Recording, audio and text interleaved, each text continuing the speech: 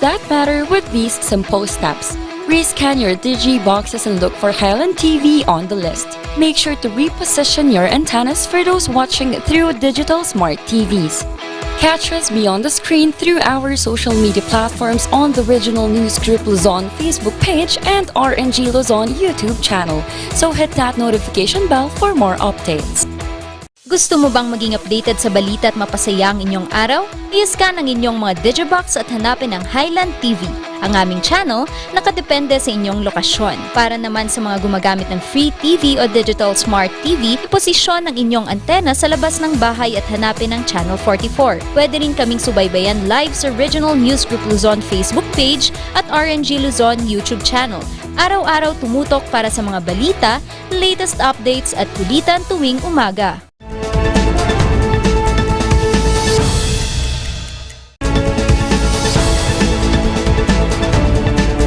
Narito na ang mga nagbabagang balita. Presyo ng gulay, pinabantayan matapos ang magnitude 7 na lindol. Mapagmahal na pumanaw dahil sa lindol. Bangungot ng 1990 killer quake, bumalik sa alaala ng ilang taga-Baguio. Tourism Council ng Ilocos Sur nananawagan ng tulong. Ang nabiktima ng scam sa mga transient at boarding house sa Baguio City lumutang. Dolphins namataan sa Pasaling Bay ng Pagudpud, Ilocos Norte. Theme Cafe patok sa Baguio City.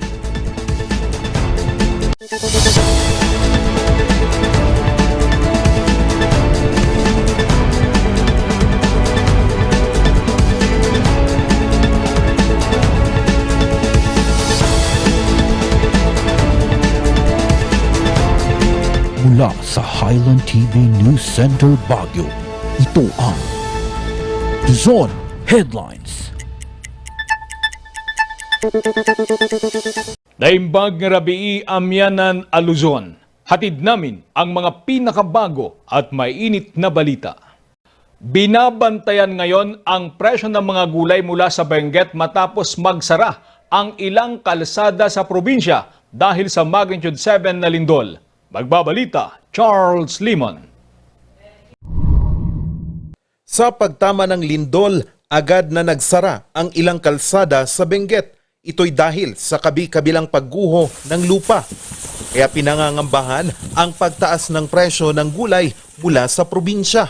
Tumaas ng bahagya yung mga presyo ng gulay, ranging from 1 peso to 3 pesos sa dating presyo nung hindi pa nilindol. Ang explanation nito dahil dito sa mga kalsada na natabunan, nagkaroon ng landslides. But what's good is itong Halsema Highway kasi yan ang pinaka-main na highway na the only dinadaanan talaga ng mga gulay.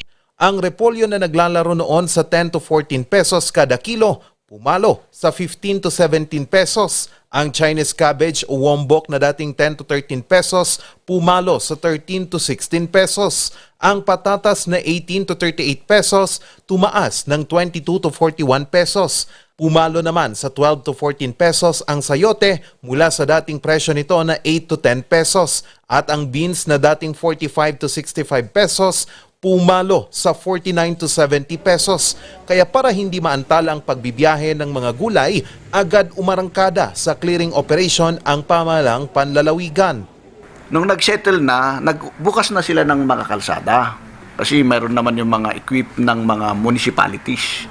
So sabi ko sa kanila, sige, tutulong naman kami. Kasi this is a provincial road. So ang may ano lang namin siguro, din provide them some crude oil para naman may magamit sila uli. Sa huling update ng Department of Public Works and Highways Cordillera sa probinsya ng Benguet at Caratig Probinsya, tanging ang Baguio-Bontoc Road sa parte ng Mount Data Cliff section sa bayan ng Bauco Mountain Province ang nananatiling sarado dahil sa pagguho ng lupa.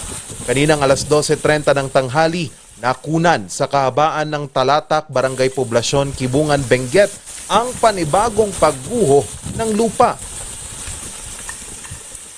Matapos ang clearing sa mga highway, hiling ng mga magsasaka ay asikasuhin ang mga farm-to-market road.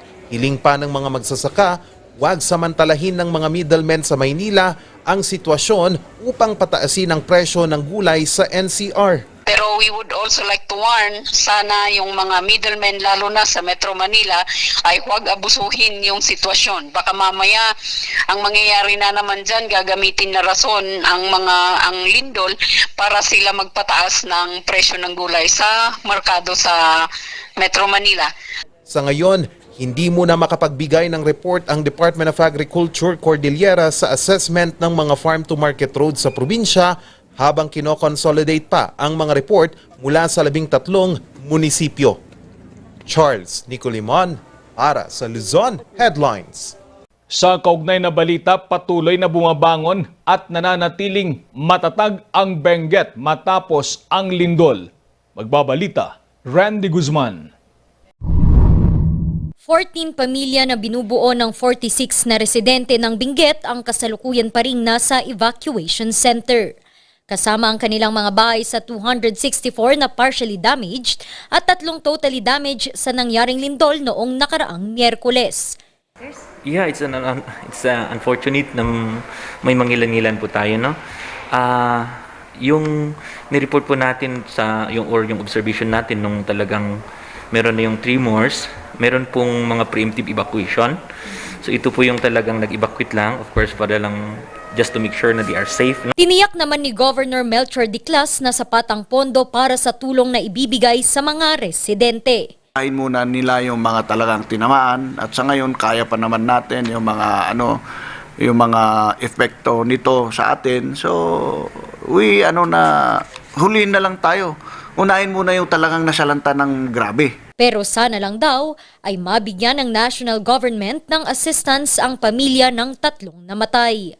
Pinabibilis naman niya ang pagsasaayos ng ilang nasirang kalsada para may madaanan ng mga gulay na dinadala ng mga magsasaka sa trading post. Nagpaalala rin siya sa mga kontraktor. Madaling nasira yung iba kasi very logically to say that hindi siya maganda. So yun lang. So yun ang sinasabi natin na dapat ang mga project natin ay talagang fina-follow natin yung specs para hindi siya madaling Hinihikayat pa rin niya ang mga residente na pangalagaan ang kalikasan at tigilan na ang pagpuputol ng mga puno para maiwasan ang mga pagguho. Randy Guzman para sa Luzon Headlines. Kalunos-lunos ang sinapit ng isang construction worker sa La Trinidad, Benguet. Pumanaw ito matapos matabunan ng gumuhong gusali. Bago nito, pinigilan siyang magtrabaho ng kanyang kamag-anak dahil kamamatay lamang ng kanilang lola. May kwento si Randy Guzman. Ito ang huling mensaheng na ipadala ni Aaron Gental Pasiking Coleteng sa kanyang pinsang si Marlon pasado alas 6 ng umaga noong Miyerkules. Pinigilan niya itong pumasok ng trabaho dahil kalilibing lamang ng kanilang lola. Kakalibing niya lang nung Lunes.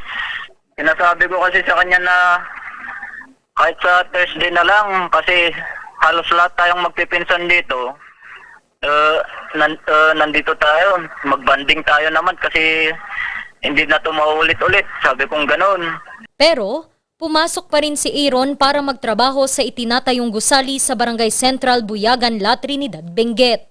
Kailangan niya daw itong gawin para makabili ng gatas ng 2 taong gulang na anak. Sabi ni Inson na Inson, kailangan ka magtrabaho para jobin ko, kunan na. Pasado alas 8:43 noong araw ding iyon, tumama ang malakas na lindol. Hindi agad nakalabas si Aaron kaya natabunan ng gumuhong gusali. Dito na rin siya binawian ng buhay. Wala, dismayado ako kasi nung last week lang nun last na trabaho namin, maganda lang yung trabaho namin dun. Inangaw kami jacket. Lagi pamkat, may tiangawan mi dyan agtatrabaho. Nakaburol ngayon ang mga labi ng 25 anyos na ama sa Resurrection Chapel sa Magsaysay Road, Baguio City. Hindi pa rin makausap ang kanyang mga kapatid at asawa. Para sa pinsang huling nakausap, Hindi matatawaran ang pagmamahal ni Aaron sa kanyang mag-ina. Mabait naman siya, tapos inuuna niya yung anak niya, tapos yung asawa niya, tapos yung sarili niya, parang hayaan mo na yung sarili, yung asawa at anak mo nang uunahin, kaya maganda siyang tatay. Bukas nakatakdang ilibing si Aaron sa Irisan, Baguio City. Randy Guzman para sa Luzon Headlines. Dahil sa nangyaring lindol noong Miyerkules, bumalik sa alaala ng ilang taga-Baguio ang mapait na karanasan dala ng 1990 killer quake. Magbabalita, Sofia Pagaduan. 3 dekada na ang nakalipas, pero tandang-tanda pa ni Aling Milagros ang bangungot na dala ng 1990 earthquake. Talaga nag-nervyusak ngayon ako. Nag-nervyusak ta, nalagip ko nga jay, in mo na nga ginginid, idi 1990. So nga, idi nga pumigsakap, nagkararagak lang nga, aday jay sirok tilamisaan kat kunak. Ay, Lord, si katimang isip ti kada kami, kunak lang Ang takot na ito ay muli niyang naramdaman nang yanigin ng magnitude 7 na lindol ang Baguio at iba pang bahagi ng Hilagang Luzon. 14 years old high school student naman si Jess nang mangyari ang pagyanig. So nakita namin na talagang ang daming namatay, ang daming yung aftershock. Yun kasi ang grabe yung aftershock nung actually andun kami sa harap ng high school building namin. So just kadi-dismiss lang namin and then paglabas namin yun na lumindol. So yes, and we were happy because andun na kami sa labas before na naglumindol. Ayun nga, meron ding trauma actually. Ang alam namin may aftershock. Yun, so nakita namin yung tower na yan. Medyo medyo nag-slide na parang matumba na yan kahapon. So we were nervous kami dyan. Alas 4:26 noong July 16, 1990, tumama ang magnitude 7.8 na lindol sa Luzon. 2,412 katao ang namatay. Ayon sa ilang eksperto, magandang maibahagi ng isang tao ang kanyang mapait na karanasan para mailabas kung ano ang kanilang nararamdaman. Disasters such as earthquake may affect people psychologically. So dahil nga yung naka-experience ng disaster na yun, his life was put in danger, his family's life was put in danger, yung livelihood maaaring nasira, yung bahay nasira. It's normal for them to experience psychological or emotional distress. So it's normal for them to experience yung tinatawag nating hypervigilance, which is they are easily started kahit maliit na sound lang or sigaw lang, matataranta na sila. They may want to share what they are experiencing. Mas okay na ilalabas nila, na-express nila kung ano yung nararamdaman nila, kung ano yung na-experience nila with their loved ones or dun sa mga friends nila, ganyan. They need to stay connected. Paalala din naman ng ilang mga disaster risk reduction officers maging alerto. So yan nga, yung gaya din ng lagi namin sinasabi na gawin natin yung duck cover and hold. So syempre, kailangan make sure na number one na i-safety natin is yung sarili natin. So maghanap tayo ng kung pwede, maghanap tayo ng mga matitibay na pwede nating taguan para doon sa mga pwedeng bagsakan or iwasan natin yung mga bagay-bagay na madaling bumagsak sa atin. And make sure din na kapag nakalabas tayo doon sa mga buildings or sa bahay natin, i-make sure pa din na pupwesto tayo doon sa malalayo sa hazards like yung mga linya ng kuryente, mga poste, mga malalaking puno, and para mapanatili natin ang kaligtasan natin. Ipinapaalala rin na seryosohin ang mga isinasagawang pagsasanay. Sofia Pagaduan para sa Luzon Headlines.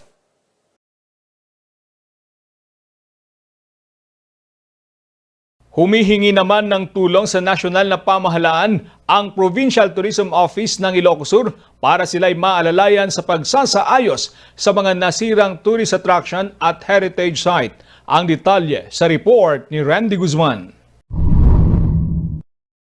Isa sa mga bucket list ng mga mahilig mag-travel ang Ilocos Sur. Maganda na, makasaysayan pa ang mga tanawin. Gaya na lamang ng mga heritage house sa Calle Crisologo, Vigan City. Buti hindi pa tayo makyat dun. Meron pa. Pero umaga noong Miyerkules, ang mga pasyalang ito hindi nakaligtas sa lindol. Yung mga houses, yung ating mga churches, talagang nasira sila. Mga cracks, lalo na doon sa Bantay Church and Bell Tower. Yun nga po. And then yung ating pinagmamalaki na Vigan Cathedral ay nahulog ang kanyang yung plaster doon sa may facade niya. And then doon sa may Bell Tower ng St. Paul Cathedral, may mga debris na nahulog. Hanggang sa kasalukuyan ay sarado pa rin ang mga pasyalan. Maging ang ibang establishmento, kailangan munang suriin. Dapat lahat ng mga business establishments ay mag-undergo sa safety inspection. Tapos after the safety inspection, magkakaroon tayo ng clearance issued to them. Kapag okay, walang sira, walang damage yung kanilang mga structure, pwede silang mag-operate. Nananawagan ngayon ang kanilang opisina ng tulong sa national government.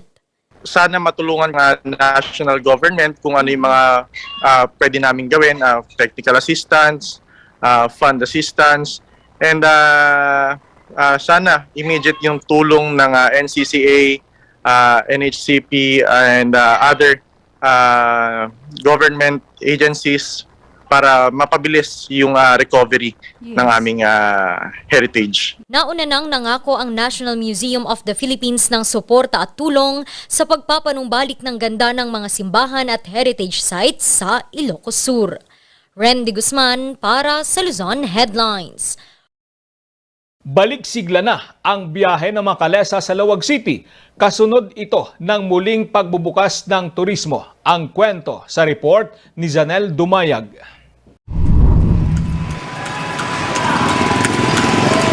Isa si Manong Randing Kutsero sa Lawag City, Ilocos Norte.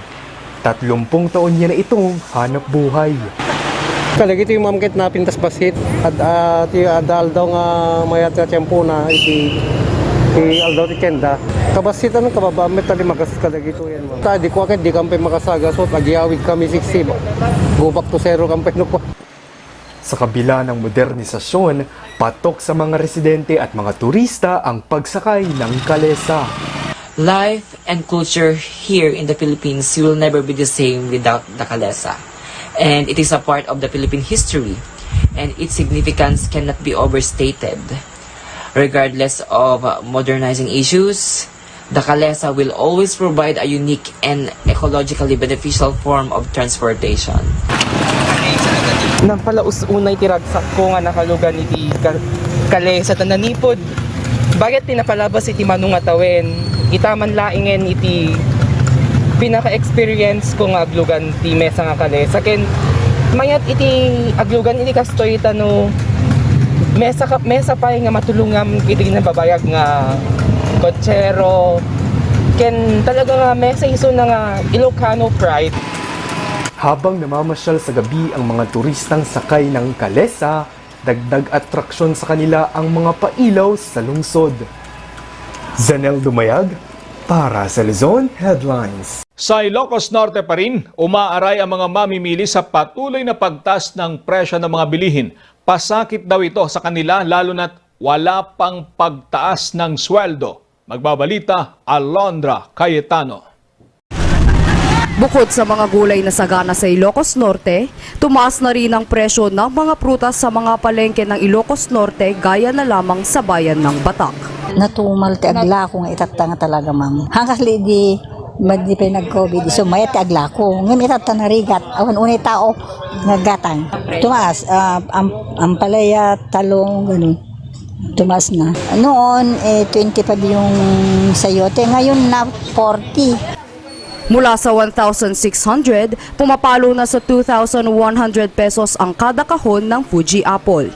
Tumaas din ang presyo ng karne at isda kung saan ang 1 kilo ng karne ng baboy dati ay nasa 310 pesos, pumapalo na ito sa mahigit 340 pesos per kilo ngayon. Ang karne naman ng baka na noon ay nasa 290 pesos, pumapalo na rin ito ngayon ng hanggang sa 320 pesos kada kilo. Habang ang karne naman ng manok na noon ay nasa 190 pesos, ngayon din ay nasa 220 pesos na. Maging mga isda katulad ng tilapia na noon ay nasa 120 pesos kada kilo, kasalukuyang nasa 150 pesos na. Inasahan na ito ng mga consumer dahil sa pagtaas ng gasolina. Ang resulta, hirap pagkasyahin ang budget dahil wala namang taas sa sweldo. Pahirap na naman sa mga tao yan. Oo, kasi mahirap ng buhay tapos tatas na naman yung bilihin, lalo na sa karne. Hindi na makakapag-ulam ng karne yung mga tao. Ayon naman sa DTI, Pinagkata din prices po kasi basement ka DJ prices met like gasoline, ganun po. Kasi ngumato met DJ raw materials na masapol DJ agnig negosyo. Ito businessman. Ito nga, ito met reason na no abay met ngumato met DJ or continuous na ngumato lang sa DJ na ito mga laklak sa. hiling ng mga residente na bumalik na sa dati ang presyo lalo na't patuloy pa rin ang pagtaas ng iba pang mga bayarin. Alondra Cayetano para sa Luzon Headlines. Susunod, mga nabiktima ng scam sa mga transient at boarding house sa Baguio City, lumutang. Yan at iba pang balita. Abangan!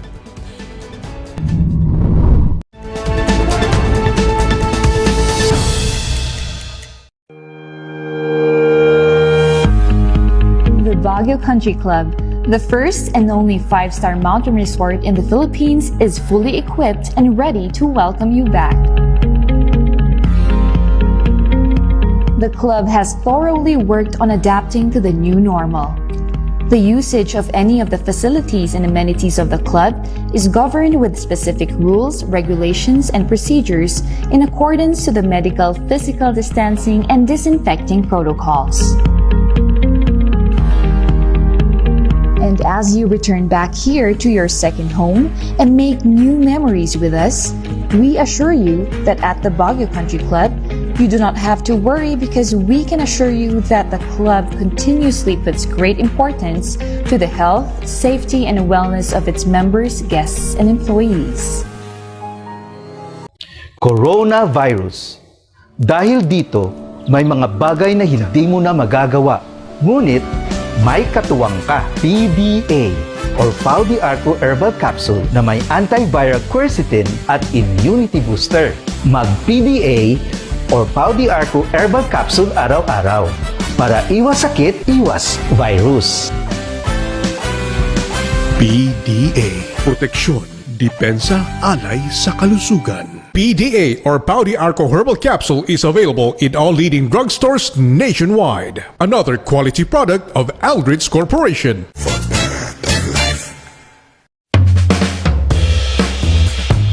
Yes! Ayos to! Ayos to! Pa, ang lakas naman ang tawa mo. Sino ba namang hindi matutuwa dito sa online shopping service at cash on delivery ng TG Home Builders? Pwede din mag-online reservation for pickup. Pa, ano yung sinasabi mo? Ma, mapapakabitan na natin ng tiles ang bahay natin. Pa, baka naman pwede mong isabay yung bubong ng bahay natin. Para sa quality construction materials, mag-TG Home Builders. Main warehouse and showroom at number 75 Ferguson Road, Gisad, Baguio City. Bukakan Branch at number 73 Bukakan Road, Baguio City. Marcos Branch at KM3 Marcos Highway, Baguio City. Sales Office Branch at number 221 Atab Marcos Highway, Baguio City. La Trinidad Branch at KM6 Batag, La Trinidad. And Urdaneta Branch at MacArthur Highway, Urdaneta City. TG Home Builders. We turn houses into homes. Ang maagang konsultasyon ay mahalaga sa pagpuksa ng sakit na dengue. Ngunit, ang tanong ng sambayanan, sapat nga ba ito? Masigasig, maliksi, protektado at mapagmatyag, yan ang dapat mong taglayin. Hanapin ang pinagpupugaran at wasakin ito. Hello? nahanap ko na po yung nungga. Kailangan ko na po kayo. Sige po, Master. Suportahan ng fogging at spraying. Katapusan mo na, mosquito man. Bulok, maliliit at hindi ba malusog ang inyong mga halaman? Omega Green ang kasagutan. Ihalo lang ang 2 kutsara nito sa isang maliit na container at kaunting tubig. Pagkatapos ay ihalo sa knapsack sprayer at pwede na itong spray sa mga pananim. Meron itong nitrogen, phosphorus, magnesium, copper at zinc na tumutulong sa pagpapaganda at pagpapabilis ng tubo, pagpapanatili ng nutrisyon, mas malagong mga dahon at panlaban sa mga sakit ng mga halaman. Hindi rin ito nakasasama sa kapaligiran. Pwede rin ito sa kahit anong klase ng halaman, mapa highland crops o lowland crops. Omega Green by Encam Agri-Marketing, the ultimate friend of farmers.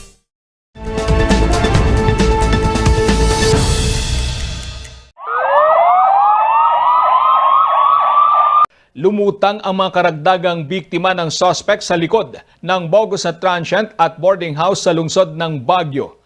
Ang detalye sa report ni Charles Limon. Matapos pumutok ang balita sa pagkakahuli sa nasa likod ng bogus na transient at boarding houses, nagpupuyos sa galit ang ilang netizens. Isa sa umaming na biktima sa scam, si Annie. Nung una po kasi, since naghahanap po kami ng apartment, nung kinausap ko po siya, sabi niya, okay naman po, maganda po yung place. Sa may St. Louis daw po, banda, malapit.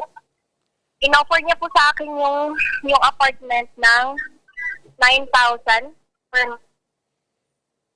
Bali, ang nakuha niya po sa akin is 5,000. Hindi nagduda si Annie sa suspect pero nung naibigay na ang pera, hindi na niya mahagilap ito. Kaya labis ang kanyang panghihinayang. Yes po, since naka-affect po siya emotionally, since para po sana yung sa tuition fee ko, working student po ako sa UP. Nakakawalang gana lang na ganun pala yung mga tao ngayon. Ayon sa Regional Anti-Cybercrime Unit Cordillera, lumutang pa ang karagdagang mga biktima ng suspect.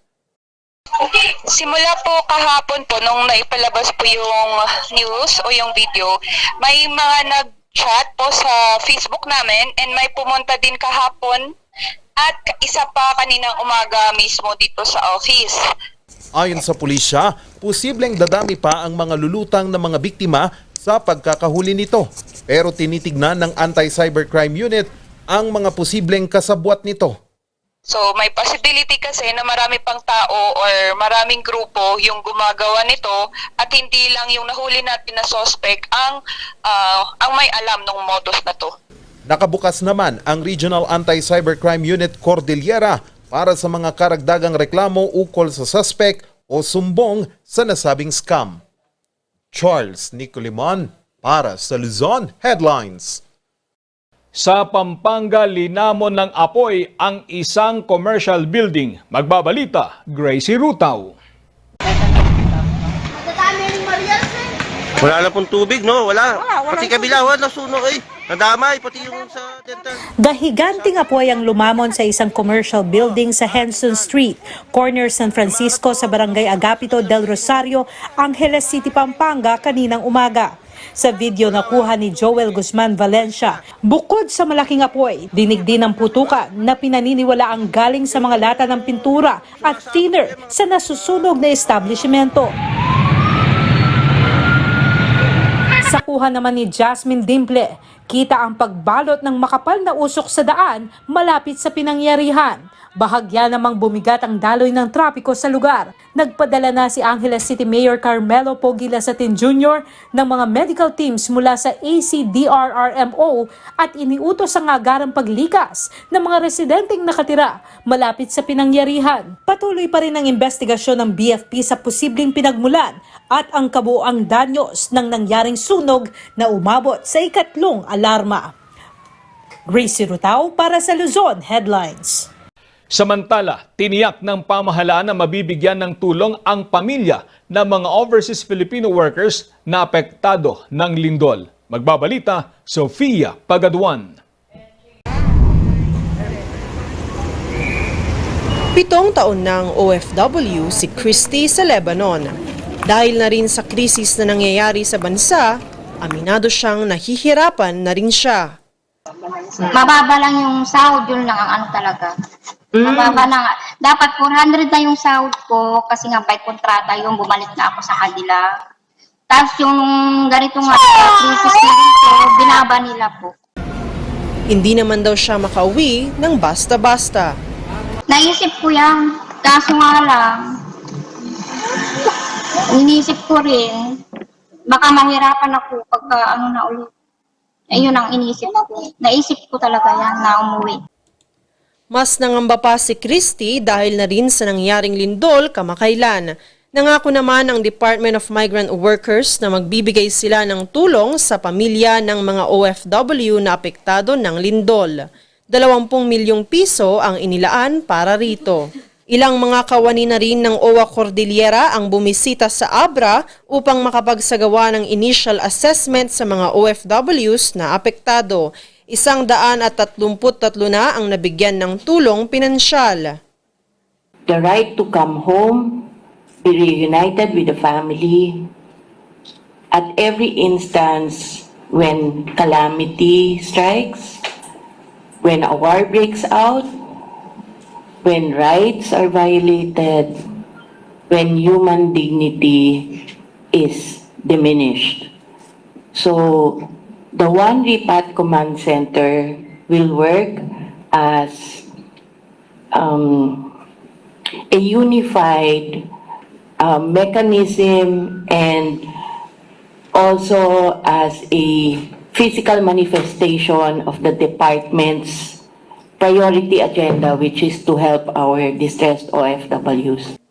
Makikita ang email at hotline number ng Command Center sa official Facebook page ng DMW.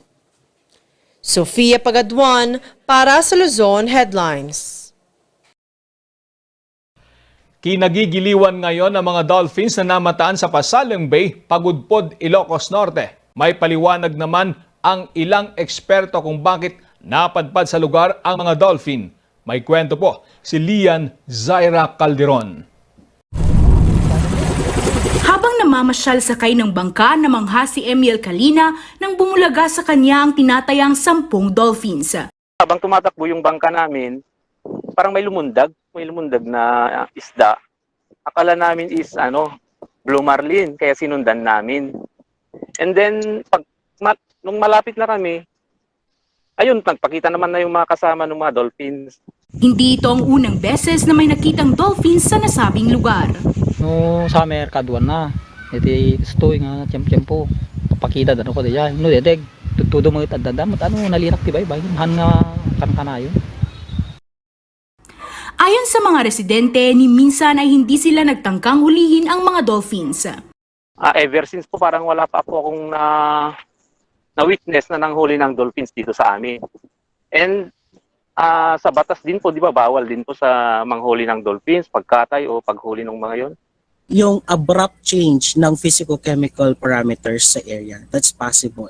Pwedeng doon sa area na pinanggalingan nila ay naubos na yung resources na that supports their systems, or pwede ding na-disturb na yung area. That's why lumipat sila sa mas favorable na condition. Umabot na ng 148,000 views, 4,700 likes at 1,000 shares ang viral video ng mga dolphins. Lian Zaira Calderon para sa Luzon Headlines. Tuloy ang pamimigay ng Japan Agricultural Exchange Council ng libreng training para sa mga magsasaka sa lalawigan ng Benguet. Magbabalita, Charles Limon. Maaga pa lang, pumila na ang magsasakang si Marciano para sa interview. Ito ang inaasahan niyang magbubukas ng pinto para sa asam niyang pag-angat ng kaalaman niya sa agrikultura. Sumali po ako dito para dagdagan ang kaalaman ko about farming. Kasi sa Japan, Kumpiyansa naman si Romel na makakapasok sa programa. Anya, panahon na para mapaganda pa ang kalidad ng mga gulay na binebenta niya. Positive po sir, makukuha. Yun yung inaasahan namin. Para matuto sa nila sa Japan sir, yung mga technology. Dalawa lang si Romel at Marciano sa mga pumila para sa muling pagbubukas ng ASEAN Young Farm Leaders Training Program na hatid ng JAEC. We'd like to give the farmers to enhance the technology. Because as I mentioned to you earlier, we are conducting the project to improve the technology here in Benguet. So, as you may know, we have 47 prefectures in Japan. So, we have a mountainous area also. So, yes, similar to Cordillera and also the Benguet. Ang mga mapipiling mga magsasaka ay sasabak sa Nihongo lessons bago tumulak sa Japan. Aabot sa 9 na buwan ang gugugulin ng mga magsasaka sa Nagano Prefecture upang matutunan ang iba't ibang kaalaman sa pagsasaka sa Japan. Bukod sa libreng training, namigay din ang JAEC ng cold chain facility sa Bugyas. We are implementing the new project supported by Japan Embassy in the Philippines. The budget that came from the Japan Embassy. Ikinatuwa naman ng pamalang panlalawigan ng Benguet ang pagbabalik ng programa at benepisyo nito. So maganda itong facility kasi solar ito. Solar, kaya naiiba ito. Solar, hybrid. May solar siya, may current siya. Kailangan kasi yun, hindi pwedeng solar lang para at least mas maganda yung maintenance ng project. Pag nagkataon, mapapaganda nito ang kalidad ng mga gulay na inaangkat mula Mountain Province, Ifugao at Benguet papuntang Maynila. Nakatakda itong buksan sa ikatlong quarter ngayong taon. Charles Nicolimon para sa Luzon Headlines. Ang bahaging ito ay hatid sa inyo ng Pines Estate and Gaming Corporation. Theme Cafe, patok sa publiko kung bakit alamin.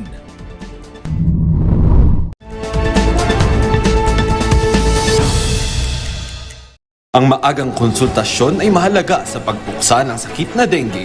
Ngunit, ang tanong ng sambayanan, sapat nga ba ito? Masigasig, maliksi, protektado at mapagmatyag, yan ang dapat mong taglayin.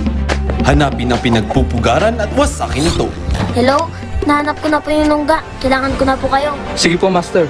Suportahan ng fogging at spray. Katapusan mo na, mosquito man.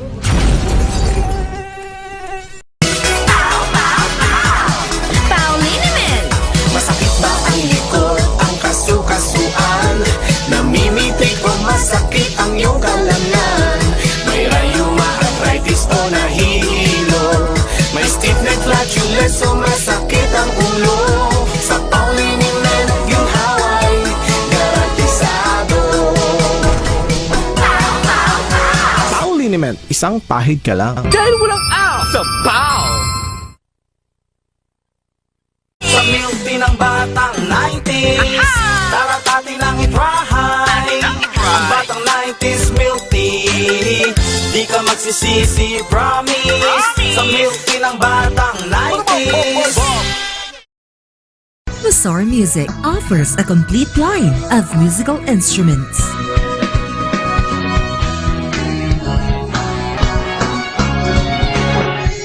Mazar Music, Baguio's pioneer in online music and art lessons.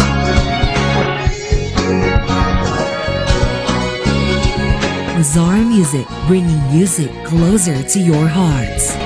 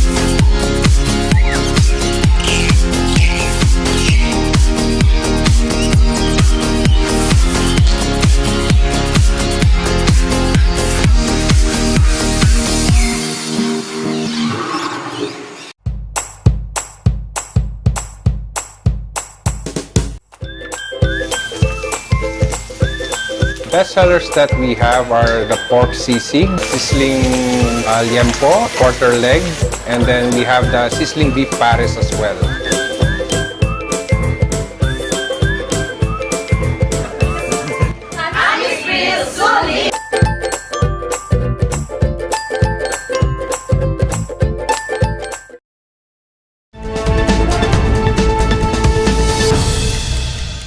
Patok sa publiko ang theme cafes kung bakit alamin sa kwento ni Sofia Pagaduan.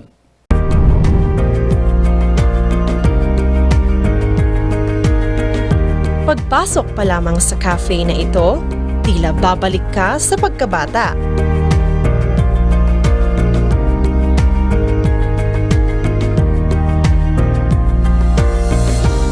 Pinalilibutan kasi ito ng mga fuzzy teddy bears habang ika'y nagre-relax.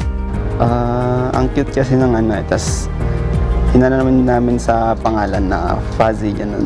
Kaya warm and fuzzy, parang warm and fuzzy. Parang may kahag ka, ganun, kung lonely, ganun. We try to think of a way to incorporate the theme po doon sa mga food namin. Kung pwede siyang bear, ganun, gagawin namin bear. Kaya yung ibang drinks may nakalagay na ice bear sa top, ganun. Kahit pang decor lang.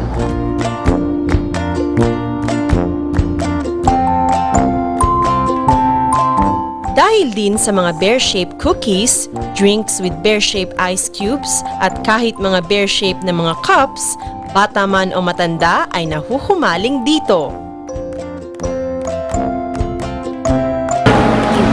Cat. Kami po kasi magkaibigan. Actually, mahilig po talaga kami sa mga cafes. Tapos, nung first nakita po namin to sa Facebook, tapos sabi namin, why don't we try, ganun.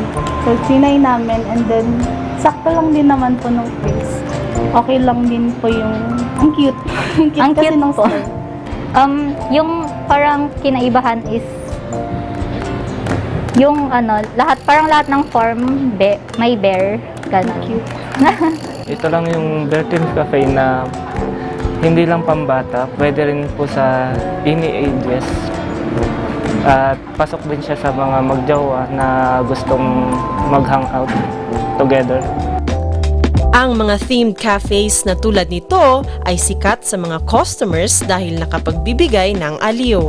One main reason kung bakit pumupunta doon yung tao in times of distress tulad ng pandemic, even no earthquake, kasi going to such cafes enhances community feeling. Lalo na kapag may specific theme, is something cathartic na one moves away from work. Parang, okay, pupunta ako sa cafe, hindi to work. Although, some continue to work there, di ba? Tapos may iba na pupunta din sila sa place na yun to parang malayo sa bahay. Siguro, yun nga, because it's home, no? Minsan, yung bahay also can be reminding one of the different stressor.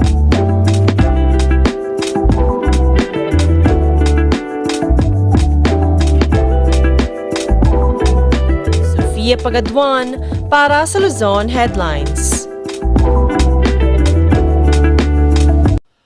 At yan ang mga balitang nakalap ngayong araw. Maraming salamat at muli, magandang gabi po sa ating lahat.